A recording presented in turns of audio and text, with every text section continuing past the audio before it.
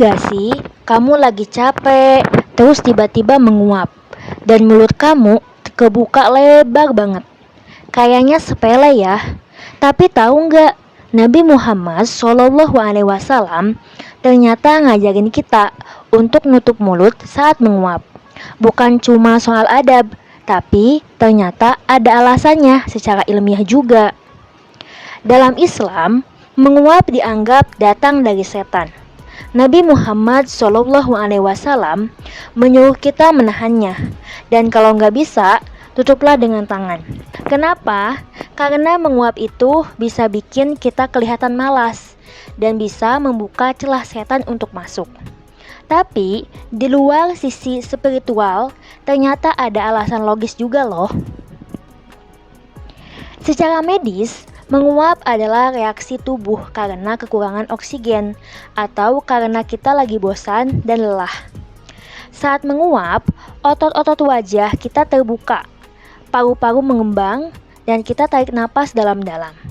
Tapi tahu nggak, mulut yang terbuka lebar saat menguap bisa jadi jalan masuk buat hal-hal yang nggak kita inginkan. Saat mulut kita terbuka lebar, itu jadi pintu masuk buat debu, kuman, dan bahkan virus di udara. Bayangin, kamu di tempat ramai, terus kamu menguap tanpa nutup mulut. Droplet dari orang lain bisa masuk dengan mudah.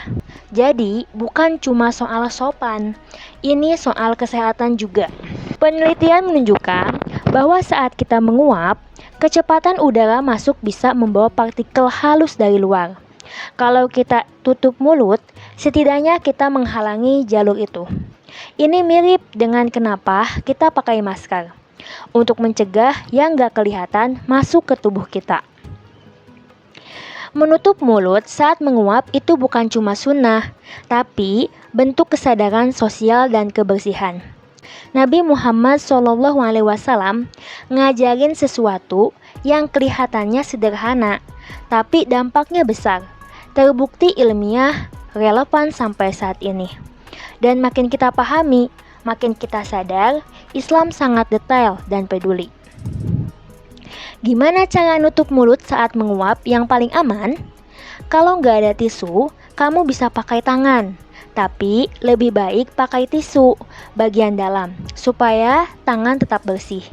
Dan jangan lupa, kalau habis nutup mulut dengan tangan, cuci tangan ya.